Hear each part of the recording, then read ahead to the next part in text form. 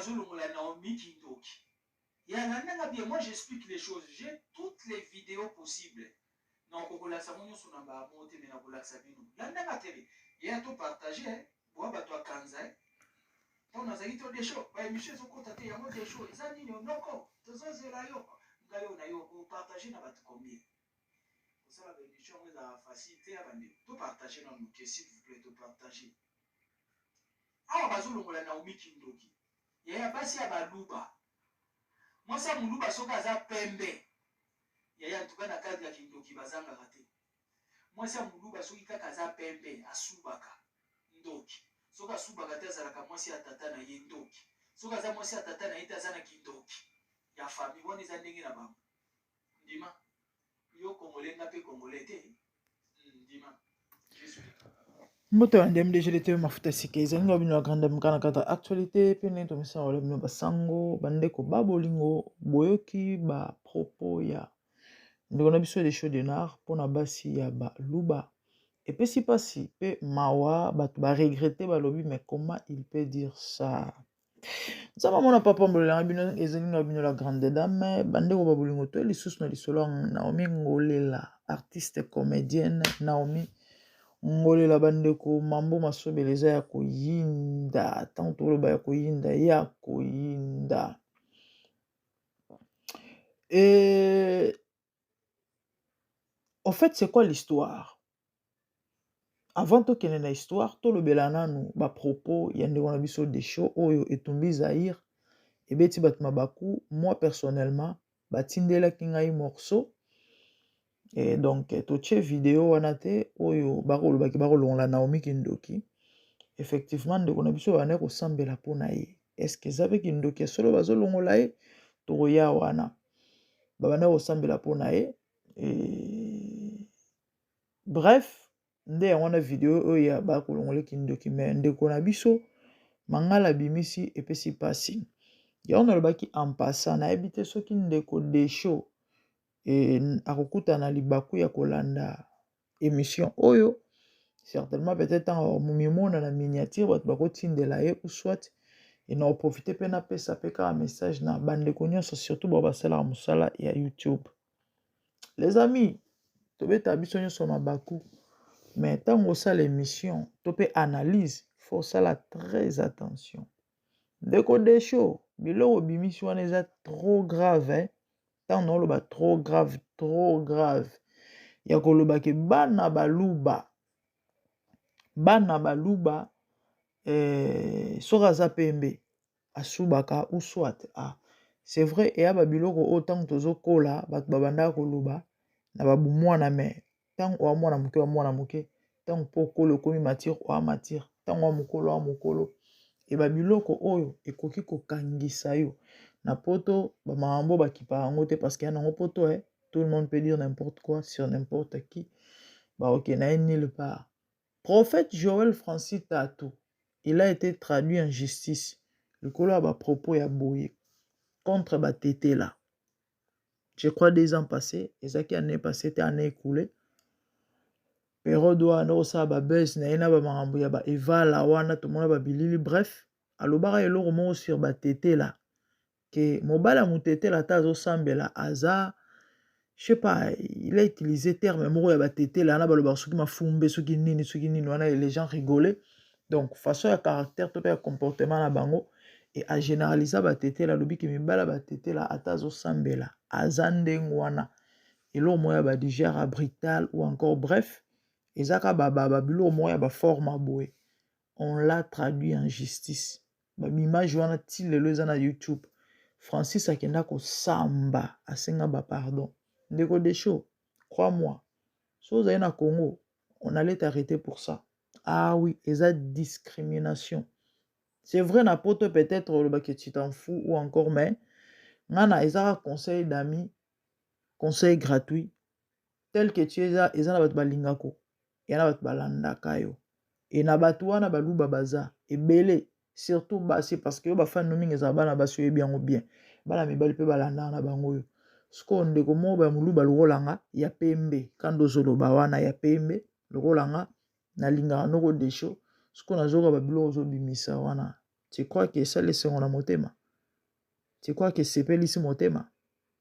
Les amis, faisons très attention. C'est trop sensible. C'est vraiment trop sensible. Tenir de tels propos. Et pour osa clair peu précis, osa préciser que moi c'est Muluba ya PMB. Aza ou soit bisuba, ndoki, et kindokezanga raté, et puis ok plus loin. Et kolobake,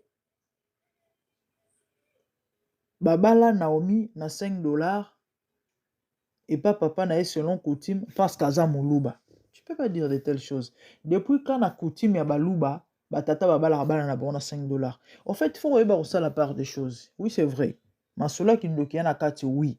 Mais ce côté ozoloba makambo, il faut regarder expliciter. Okoloba te que non, po a Muluba. Na coutume baluba, batata babala rabala na. Mais non, na coutume baluba, batata babala rabala na bangote. Na coutume baluba, batata babala rabala na bangote. C'est vraiment cela qui nous beta mina kati. Siko zala précis par rapport à l'isolo zo beta ya kindoki parce que l'isolo e betami n'a pas mal à ba youtubeur ba misusu ba meki ko expliquer en fait de quoi il s'agissait ezake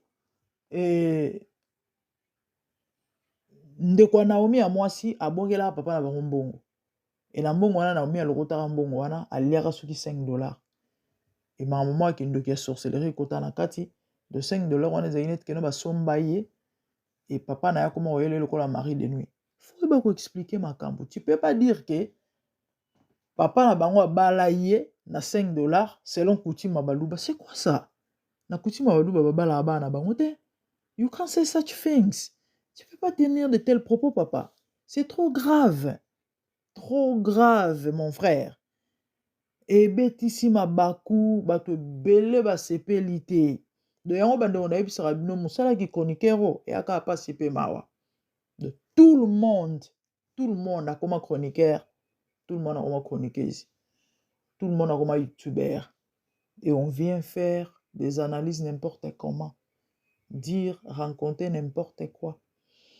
Et ils ont fait ça pas sipe mawa. Bref, les amis, bah propos de on a vu sur Oyo. En tout cas, betisi libaku. To continuer, to zongi samuke et puis to yoka ndenga lobaki likambo ya coutume ya baluba. Na coutume ya baluba papa papa babala na bango te o desho. Ezate ezalaka te. Donc ba liboso eloko bima na monoko na yo. Sikoyo explication no pesi yo nande, pesi yango mabe. Ouais, opesi yango mabe. Et les amis, en fait, tozo kotia tozongisa ndenge ndeko auti ko expliquer koloba et puis et nini nangana loba en fait ok nangana pesa moi explication ya mokie sur lisolo oyo parce que ba voice ya Naomi ezali ndenge mo wa ko démentir makambo oyo ba voice pe ya mobali ya Naomi yango ezali ndenge ye pa ko pesa ba explication na ye bandeko ezaka pasi. Mais avant to chiter tozongisa ba voice ndeko desho et puis continuité ndenge bakisaki ke batata baluba babala bana na bango basi et bana baluba ya pembe bazala bandoki kindoki zanga raté parce que eza ba propos bina monoko na ye ya pesa mo explication moke par rapport à lisolo yango na ozala vraiment mokuse bref parce que eza lisolo mo eza tellement molai ba youtubeur o basali basali yango ba analyse basali soki combien de et bamisu basali 3 volumes ye moko noko desho asali 2 volumes et ya milai ya ba 1 heure en fait lisolo ngo za vraiment molai bandeko makambo oyo toyebi te soki ekosila te makambo toyebi te soki ekosila mokolo nini en fait ezaka maka mingi mpe pasi kaka ndenge basi bakoma kokende kobala mibali na Kisasa na nde mibali bakoma kokende kobala basi na Kisasa tata oyo na kombo ya kombo na ekiminga boyoka na émission na kosala parce que na kosala na kotia émission ya Naomi ye moko ndenge aye koloba makambo ngo parce que akotaki na live moko songolo et mpona koya kodémentir biloko et puis koya koexpose mobali par rapport à makambo na ye ya mabe Kaka na ye mibali bakenda koabize na Congo na ndenge basi en fait tata oyo ye moko moto alobaki azali marié na Allemagne, père oyo azali marié na Allemagne kande bakenda ba Congo wana kenda kotia zemi na Congo bota na Afrique. Comme toute femme qui se respecte, mobali akebota libanda aboya ye mwasi abengana ya tia nganda via continue pe ba vie na ye nde kaka mibali yango elobi nango ata denar yango ke mibali ya poto nyonso bazalaka na basi ya ba théâtre d'autant ata la théâtre si a pointa ayebi ke oyo ya ngai oyo ya mado ta Karine ya mado encore na lisoko ya ngai de même bana basi pareil ngai si a pointa na ekalebi tuke bana ta mususu kutu ya tuke ayebaka te si a pointa kanga boye mususu pe kuna kanga soki nani.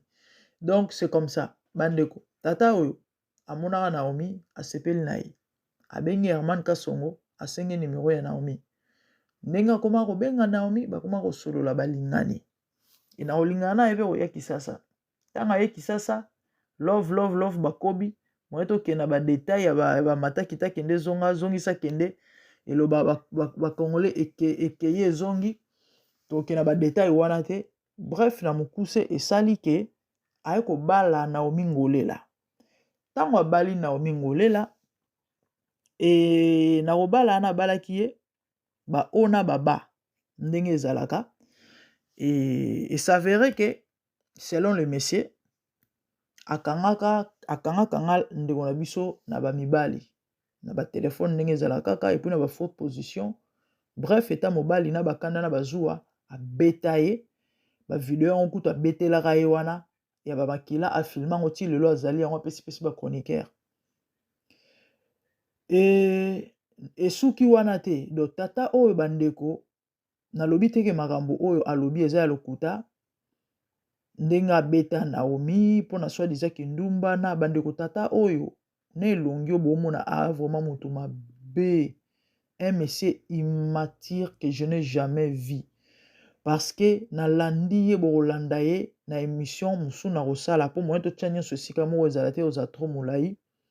Mais non bandeko na ngai il faut faire très attention relation amoureuse libala basakanaka nango te moto oyo ondimi olinga osengage ovanda na ezala mwasi ezala mobali fo koyeba koponaka mibali na koponaka basi déjà nanu imagine moto akelinga mwasi azwi mwasi na pasi yango kozala mobolo ya lisumu afilma baere ya bakote oyo Naomi abandaki kovanda ya salite ya mabe mpona kolakisa bato koma longola ye na pasi po apesa ye epui azobetela c'est vrai eya mbongo biso nyonso toyebi ke mbongo apoto ya pasi akobetela $300 tolo oyo abandaki kotindela Naomi chaque mois abokoli mama ya Naomi na mwana ya Naomi na ye moko Naomi papa na vie apasaki sasa $300 ekobokola bato et puis bato yango eza teke bavandaka esika moko parce que la maman de Naomi habite chez elle Naomi habitait chez elle ye le monsieur en question moto abanda kofuta ye mbongo ndako donc na $300 po alobi ye moko tata ngo alobi andotindaka $300 chaque mois na $300 wana Naomi andofutaka ndako na ye anda kolesa mama na ye anda kobokola ngo nabi kolesa anda kobokola mama na ye abanda kobokola mwana na ye na $300 abanda soyons sérieux. Bref ndenge abanda kozwa soin ya mwasi bandeko mwasi amemi ngambo akoki koboya ye te parce que ye abanda kosala nyonso et au fait afilma Naomi babisika ya mabe abanda kovanda na ndenge apesa ye vie et lelo oyo mwana bato amemi nkolo bandeko ya mabe na likambo ezali lisolo bozoyoka kindoki wana au fait eza nini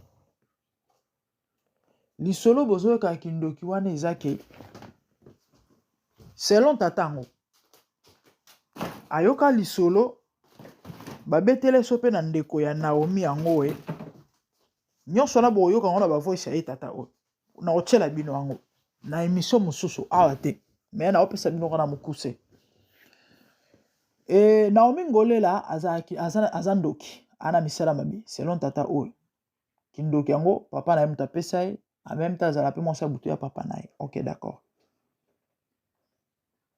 Naomi mukolo ya délivrance na ye quand na biso bino to kata lisolo na mukuse bokoyoka ba détail na ba tangu Naomi ye mo ya koloba na ye mo papa ngo na osala ba émission.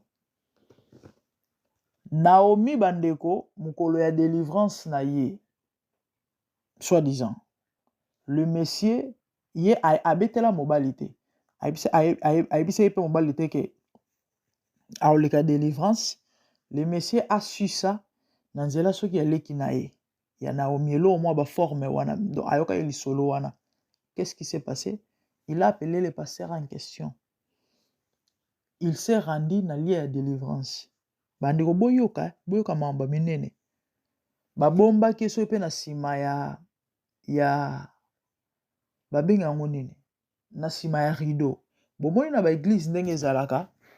Babisika ba pasteur bavandaka. Je crois ba église ya Congo bandeko boyebi ndenge ezalaka ezaroko kuna batie ba kiti et puis ezala na rideau mo de fois ekabolaka ni temple ndenge ezalaka kaka pona ko.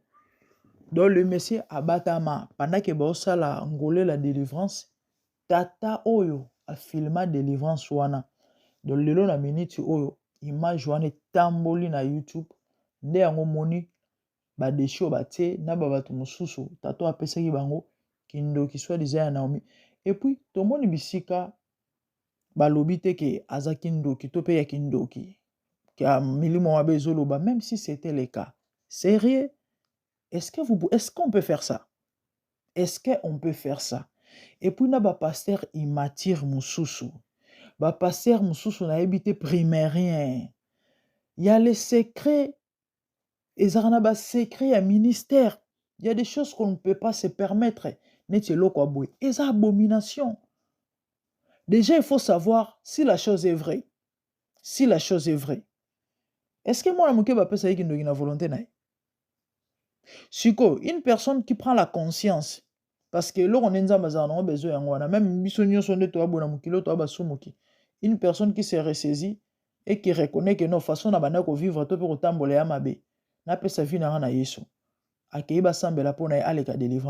vous allez prendre ça et taler une personne. Est-ce qu'on peut faire ça? Ce qui ne quoi, soit qui conscience à mon que non, azaï na kindoki, ou encore na ba mari de nuit. Vous allez permettre à ta et puis à son insu aya filmer pour le lot et infraction. Ok, ceux qui Naomi a le bien porté pasteur on a plein de c'est humilier, exposer une personne. C'est quoi? Batu baebi na minto que non des abo Naomi ngolela sorcière atabinomo. Est-ce que ça qui toko? Une bonne réputation, dit la Bible, vaut mieux que les bons parfums. C'est pas bon, ba marambo boye. Nyonso kapo nini zoua mto memi tato na niveau oyo. C'est vrai, il peut avoir raison. Mais la maramounioso, il y a des limites quand même. Il y a des choses qu'on ne peut pas se permettre. Il y a des choses qu'on ne peut pas se permettre. Bandeko, et ça lit que tato a filmé délivrance à Naomi. Na miniti oyo ngole laza ko sambwa siko likambo eza nini o ba obeta ke no abali aboti mobana mobali mususu ezake tata oyo Naomi ngole la uti ko publier mwana misusu bango auti ko publier mwana na TikTok auti ko bota tata au choc parce que qu'est-ce qui s'est passé depuis un certain temps Naomi a komaki inaccessible. Tato ko benga zozo été et à un moment ça bloqué un moment débloqué soit benga zoka été basola asuste et ça le penza mota molai na ndenge lelo tatango aza surpris à quoi apprendre que ngolé la boti et ça lié choc ce qui est tout à fait normal parce qu'abalaki quand même nde na pasi wana na zu wana kanda nda eli solo na ayena li solo na réseaux sociaux azo réclamer soit disant bon on est à libala et selon explication ya Naomi, poto kata la mukuse na okende nango vraiment mukuse bino mo boyoka ye kande na utoloba na bino na ba voice. Effectivement, azo reconnaître que elle était mariée par ces messieurs parce que ba image eza ba vidéo ezali après d'autres ya d'autres na ye nyonso wana ezali do moi wanga nango ezate.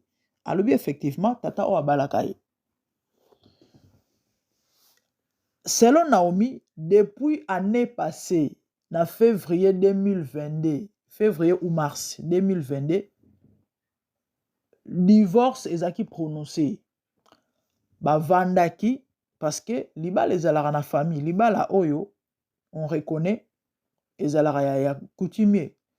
Tato abalaki, c'est vrai, civil, na civil, abalaki na l'état, oui, mais libala oyo famille, et nzamba reconnaîtraka, eza libala oyo famille elembongo.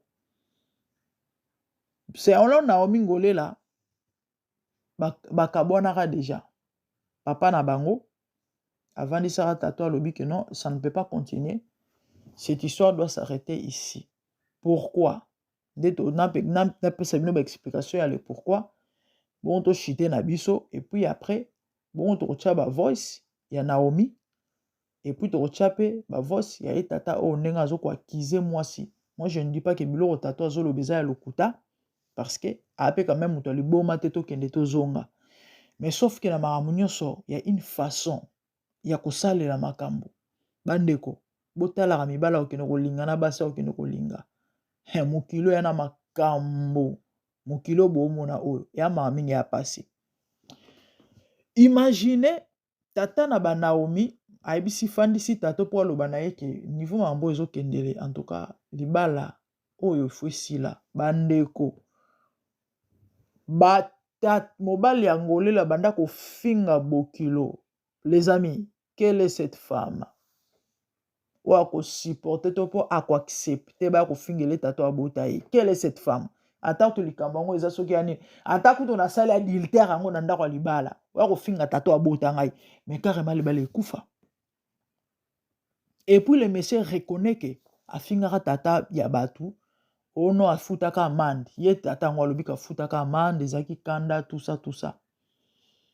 Les amis, qu'est-ce qui s'est passé?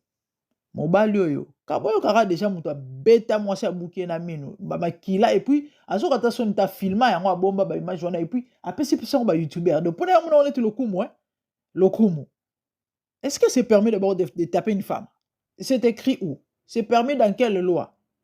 Déjà, c'est clair que c'est un homme violent. Le monsieur, impolitesse notoire. Talaka muto fingi bokilo à cause de mobile ndene. Talaka mobile oyo a filma mwasi bisika bana ovanda ya pasi soi-disant.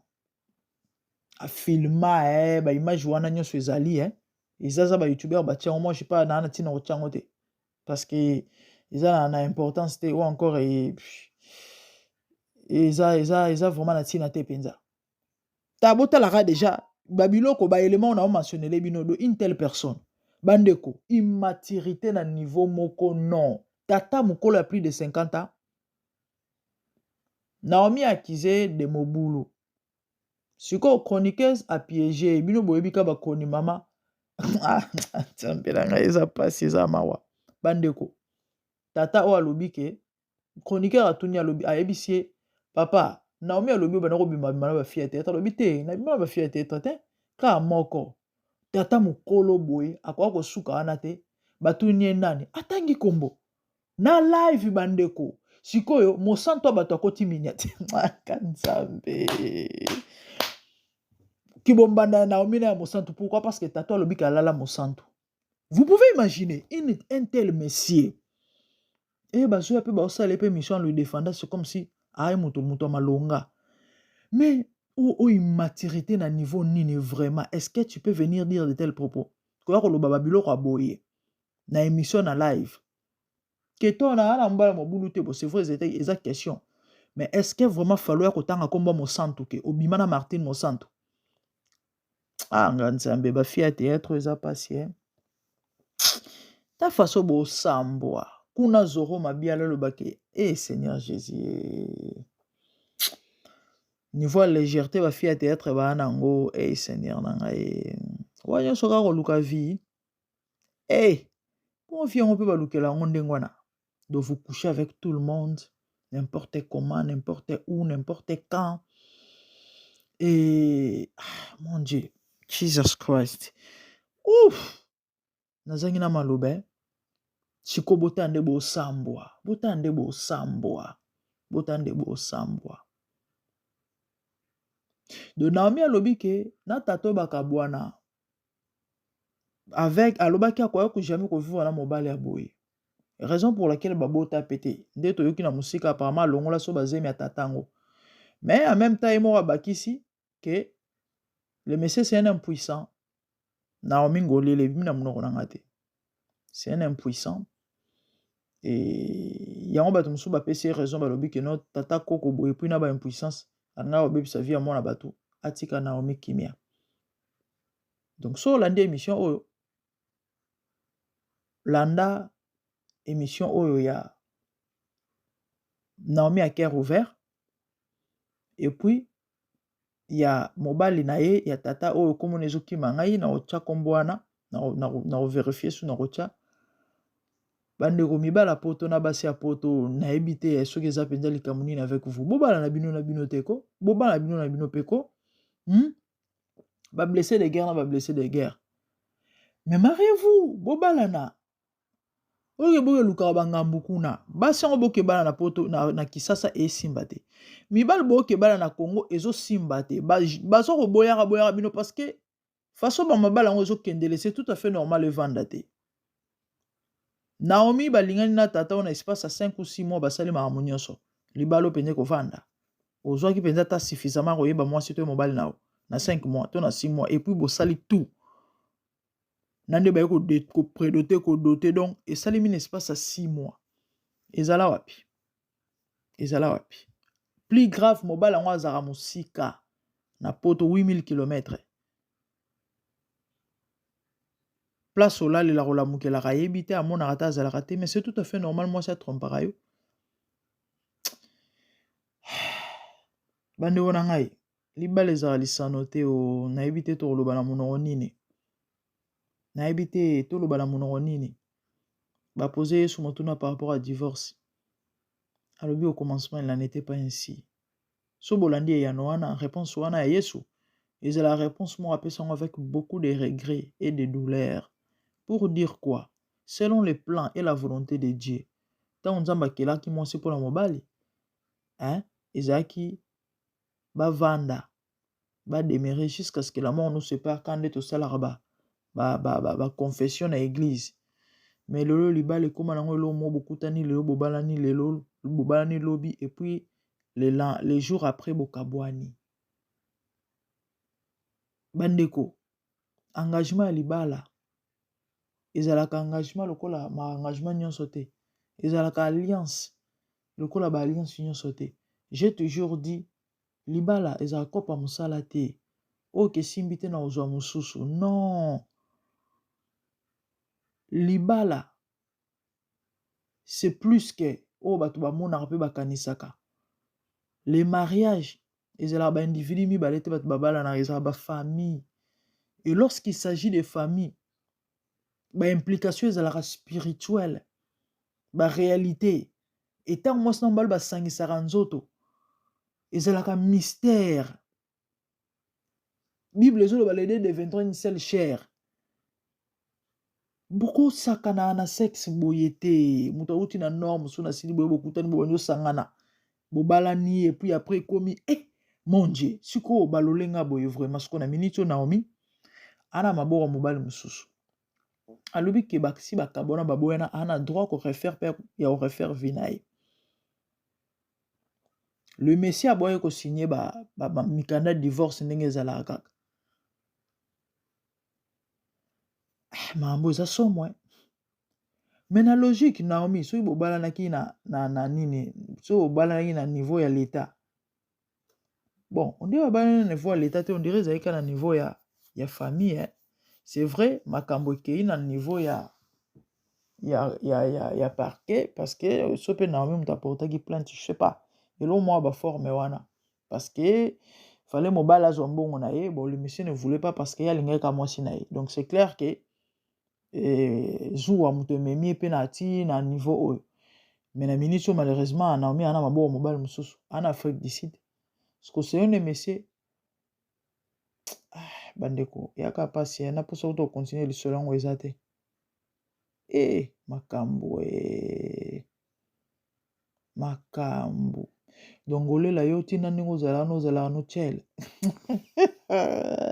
tata alobi muna bamindumba mobali ya Belgique autaki koboya ye likolo yaki ndumba à part ça azalaka lele atangi na nkombo ya mobali na ye ya lesbienne aza na Belgique. Oh my goodness. yango kilesibie na bafia ya bateye tozalaka bakisi to délire kaka to ala mode nde mokili yango ekoma mpona okombola makambo te nzambe alola nami ebelaki to koza nango ebela banzoto ebele mon dieu que Dieu nous aide. Ngolela c'est parmi bafio na sepelaka na bango ya théâtre do yango mikolo bungaki nzoka nde ngai nzambe. Les amis, bref po toshite na numéro oyo conseil na kopesa bino bandeko na nga tala libala ezalaka aventure te tala zwa temps avant s'engager na mwasi to na mobali parce que libala ezala chemin à non retour selon le plan et la volonté de Dieu bato bele bakota lifelo likolo mamba bamabalo bomona likolo ba divorce na ba remariage parce que soko bomi libala non c'est bandeko soko na banda oloba bato bele bakota lifelo likolo mamba bamabalo soko bomi libala n'importe comment sans que ba motif ezala ou esengeli c'est trop dangereux. C'est trop dangereux. Risque ezomona nzambe te. Bref, c'est pas ça le sujet, mais na bande koloba yaya tant ozoki ko s'engager na mwasi to na mobali, rassure-toi que va bisika malamu. Yana ba bilo mususu kana ki bo fiançailles bo chéri o talo kozwa risque te kozwa risque te. Hey, elongi tato okabande ko bolimisa na osepela ngote. Sepela tato. Amona penda kama kama beta to. Les amis, si vous avez marre, bonsoir, bon toi. Et moi like ça la bien, moi comment, moi les bonnets, partager. Nous avons mon papa mbolanga bino to chité na ba voice. O etumbi zaire ya ndeko des choses ba propos ya ndeko des choses qui bien té vraiment. Ya roloba keno bana baluba ya pembe bazara bandoki ndoki zanga te kati na bango. Ya olobaki bana baluba kindoki zanga ate kati na bango bazala bandoki et Naomi babala selon coutume baluba babala na sengelo papa na bango na coutume baluba papa babala bana te faut bien ko expliquer makambo et eloko salinga passe makasi na makambo ezama image ya ba délivrance boyebi ya mama mingi ya passé plus ou moins 2 mois passé ya na mama moko na Londres awa ma bébé asala nga pasi ti lelo mama na sala salade na mariage nanga 13 ans passé na mariage nanga mama na muta sala salade a traiter yana bato beli na bamboko ba déclarer ba misala na bango maboko soko na milobelaka soki mama na déclarer musala ta so a déclarer ngo teza cop na yalela rawana o baby sa réputation motuka boye bandeko mama na kenda kisasa kaka ba biloko yoyo lokola nzamba azalaka na Congo bato apoto toyebaka te ignorance ezaka pasi lokola nzamba azalaka na Congo kenda na église mo songolo na Congo koluka de basambela mpona ye soki mpe kosala basala délivrance e na kobondela bando bondela mpona ye bandeko plus grave akende na famille na ye bana na ye bandeko ka nde bamanifestation ndenge esalemaka na esprit ezoloba kati na ye bima yo nani en fait et elle était possédée par un esprit de sorcellerie. Donc une personne l'a possédée. Nde abanda koloba kati na ye. Bandeko. Nayebi pete image yango ekomaki na ba chroniqueur ndenge nini. Mama kota miniature. Bazwa batia photo ya mariage. Batia na bana. YouTube mama moko asale koni mama moko asale yango émission. omoni ndoki belela ye bakangi mama bebe ya traiteur ndoki na Londres bandeko émission wana esala mama na base ya kosakana te bakonike mosusu mpe bazwa endoki et pourtant c'est pas le cas. Donc en fait bato bayebi na bango mpe makambo ba délivrance yango te comment ça se passe ou encore ole baluka ta batuna bayeba le pourquoi to mpe eloko wana elingi eloba nini. Mais vu que généralement ce sont aussi des païens bandeko baterna image ya mama wana nayebaka te mama nesukela ye ndenge nini boyebi ke moto akomibome moto akomibwaka na immeuble moto akomitya singa sonia ndenge wana bato nyonso bakokaka makambo te bandeko ndoki maba bebe ndoki bato basala baémission esalanga mpasi na mawa bato basala baémission et pourtant eza te ke ye nde moto azalaki ndoki eza ye nde baposedaki donc molimo ya sorcellerie ebandaki kobundisa ye et l'esprit en question ce que ezoloba kati na ye babiloko wana tomonaka monango mingi bomonaka monango na bayoutube te oyo ndoko na bango ezoloba kati na ye babiloko mwa bongo nde balobi ke molimo ya papa na banaomi ngolele bandaki koloba kati na ye ke na kobima te na bala ye eloko mwa babongo ya baforme wana sikoyo ekomi ke non ye nde ndoki makambo ya pasi que Dieu nous aide que Dieu nous aide et à ma mingi vraiment pour la Congolais soit de changer de bref les amis on va chuter abonnez-vous massivement faites large diffusion commentez likez partagez to chuter to chat to zong ça va propos il y a noko des choses auto saleli émission oyo noko des choses bongisa pardon bongisa il y a des choses qu'on ne dit pas surtout que oza moto ya bato balandako bato balingaka yo et ntango ozwa kobimisa bamakambo mosusu na monoko mabe makasi totya nano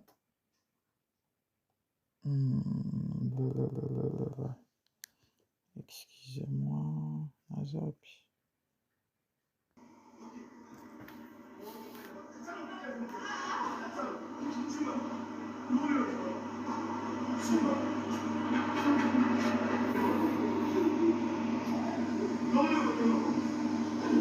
Voilà. Ah, bazolongola Naomi Kindoki. Et à la bien, moi j'explique les choses. J'ai toutes les vidéos possibles. Na kokola samonyo sonamba monte mena kola sabino. La nanga télé. Et à tout partager, bois bato kanza. Tant na zaki to des shows. Ba émission soko tate yango des shows. Ezani no noko. Tozo zela yo.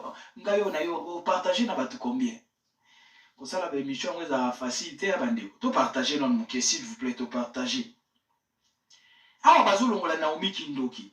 Ya basi ya baluba. Moi ça muluba soka za pembe. Ya tuka na kadri ya Kindoki bazanga raté. Ata bino moko moi ça muluba soki kaka za pembe. Ata bino moko. Soka suba kata zalaka moi si atata na yendoki. Soka za moi si atata na ita za na Kindoki. Ya famille wani za ndenge na bango. Ata yo moko. Yo congolais ngape congolais te. Dima. J'explique les choses.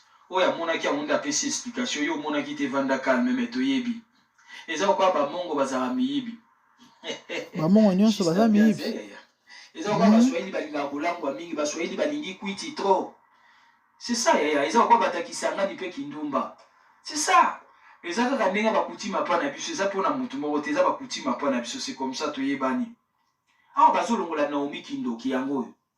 Papa na biso abi des shows na koma na Kinshasa makambo na mona pona mwana mwasi oyo na ndima te. Ok Naomi aboma même ndeko na ye moko azaka na Londres akufa ata bino moko bandeko boyoka 2021 chose comme ça. Mutaliaka ndeko na bango Londres wana Naomi. Naomi aliaka ye pona nini ndeko na bango Londres banda kotelemele na Kindoki ke yo kotika Kindoki te. Ya basi ya baluba il faut faire attention. Moi c'est muluba soka zaka ka pembe. Ya keba. Moi c'est muluba soki kaka subaka keba. Wani za ndenge ya bakutini na ebiso pa baswahili bato akwiti pa ya baluba bato ya kasonda chibindi pa ya banani batakisangani kindu. Je crois qu'on va chuter par là et Naomi aliande onaza na Londres tato alobi ke ndeko wana ya Naomi abimelaka Naomi ngolela naomi amonaka ye so mpe chaque butu soki nini parce que alia ye moto alia ye bandeko eza maa mingi eza mpasi est ce que babilo eza biloko ya koloba vraiment sikoyo yo ozolanda mwasi ya ndoki mon dieu et bon de toutes les façons bref c'était ça tosuki wana et que Dieu vous bénisse merci au revoir